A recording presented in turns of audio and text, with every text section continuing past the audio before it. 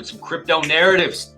But first and foremost, let's hop into the portfolio check-in. We made some moves this week. I sold off a third of my AVAX position, so that kind of changed some of the weights. AVAX is now my third largest position. Stacks is my second, so that was a little bit of a flip-flop there. Other than that, Merit Circle did fairly well this week, so gaining a little bit of traction there. My top daily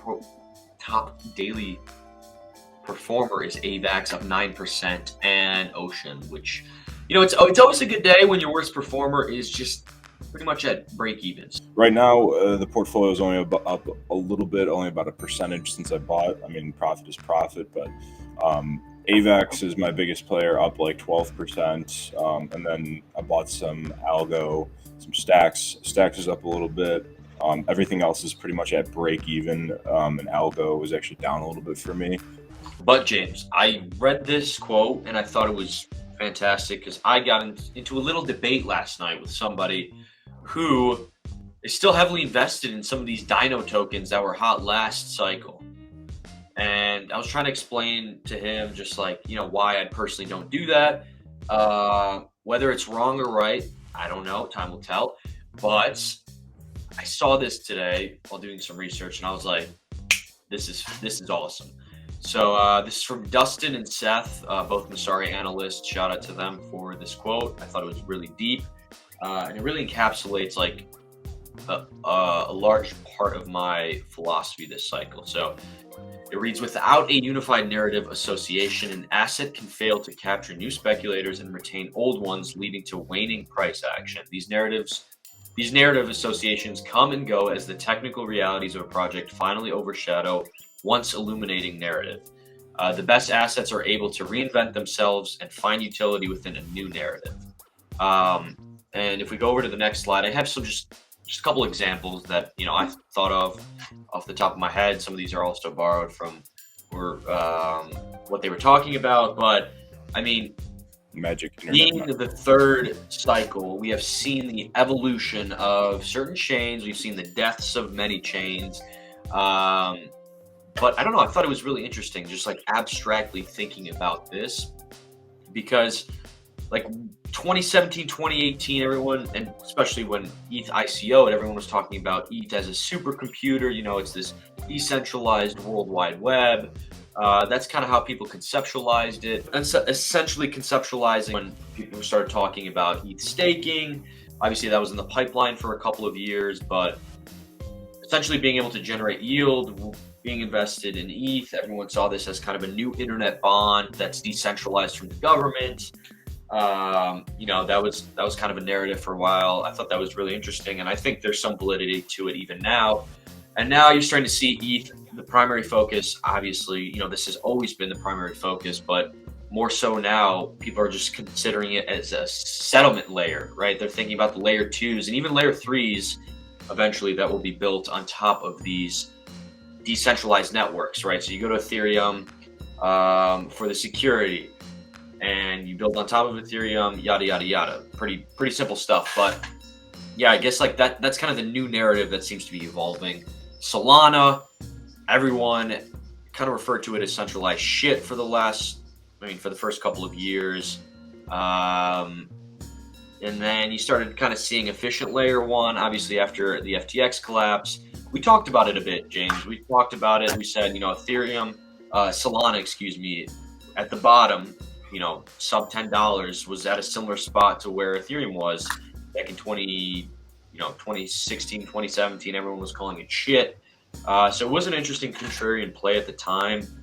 But now what do we got? We got Meme Coin Playground. I think 24-hour DEX volumes have surpassed the major DEXs on Ethereum. So Solana over the last couple of days has been booming. A lot of meme coins, a lot of other stuff going on. Jupiter had an airdrop. So yeah, just a lot of exchange volume going on there. And this begs the question, you know, what kind of trends can we see moving forward?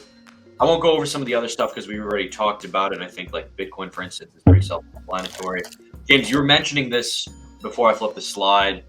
I think you were alluding to something similar. You know, we saw the evolvement of Bitcoin as magic internet money, then digital gold, and now it's being a settlement layer again, ordinals, some of these other kind of derivatives in the space being built on the Bitcoin blockchain. James, what are your thoughts?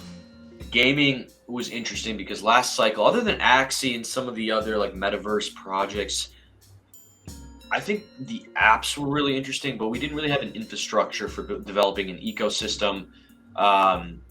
So I put ecosystem at the bottom because I think that's going to be the narrative this cycle. That's kind of where my money is at. That ecosystems are going to be developed where people are actually going to come on, play a bunch of these games. You know, we're going to see increasing volumes on many of these platforms. Yeah, I mean, there have been a lot of really good performers over the last couple of weeks. I mean, Beam did well going into the new year. Now we have Ronin. Some of these other chains seem to be doing really well. So it'll be interesting how these ecosystems develop. Obviously, we had NFTs last cycle. But anyways, you could see with like whether it be a specific chain or within a specific niche, it seems to be the case that some of these narratives evolve over time, and it alludes to what Dustin and Seth were talking about, right? Like if you are a chain that can evolve and reinvent yourself within a new narrative and a new cycle, I think you're going to be alive, right? We've definitely seen the death of certain protocols as a result of not being able to adapt. So I think this is going to be really interesting moving forward. And it really seems to be the case that like the on-chain data is pointing towards some of these shifts. So we're going to jump into that. Built out a couple of charts that I think will be interesting to take a look at. So I found this awesome terminal. It's called Artemis Terminal. Would highly recommend checking it out. Different terminal dashboards. They have a pretty limited selection of data, it seems, at least for the free version. You can only input, I think, like wanted to take a look at marginal, like layer 1 versus layer 2 daily active users to see kind of where people are, remaining active. And I guess this may suffer from some bias because like we're grouping a bunch of different layer 2s against Ethereum. So it would be interesting to kind of look at this in a variety of different ways, but I thought it was interesting nonetheless. So I basically grouped some of the main layer 2s. So we got Arbitrum, Base, Optimism, Polygon, and then ZK Sync Era.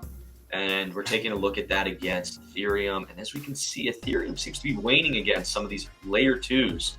It seems that a lot more people are utilizing these layer 2s, while daily active users, although it's still pretty high, almost 400,000 daily active users on Ethereum, it seems to be stagnating somewhat.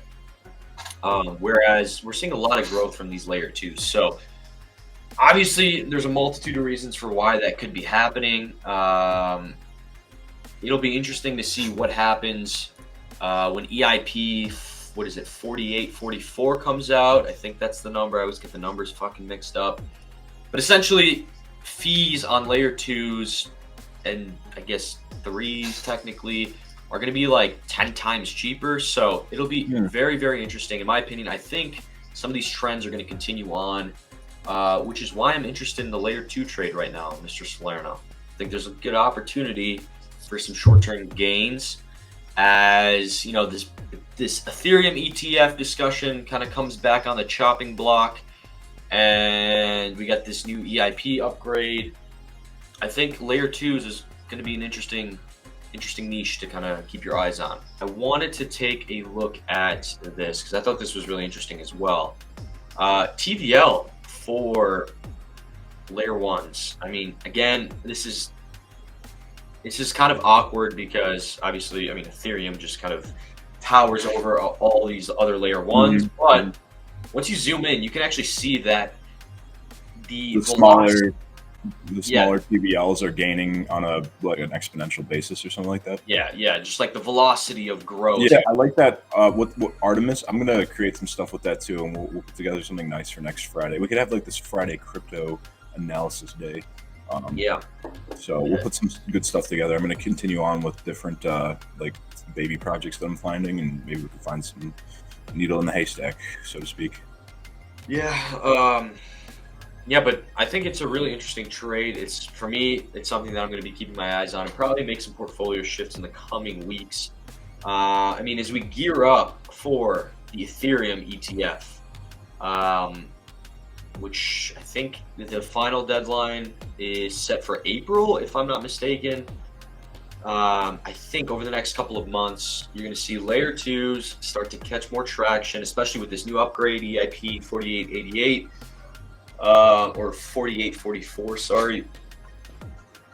There's definitely some projects that are in my scope. So we'll keep you all updated on that. Hold up, let's just put a pin in the crypto markets.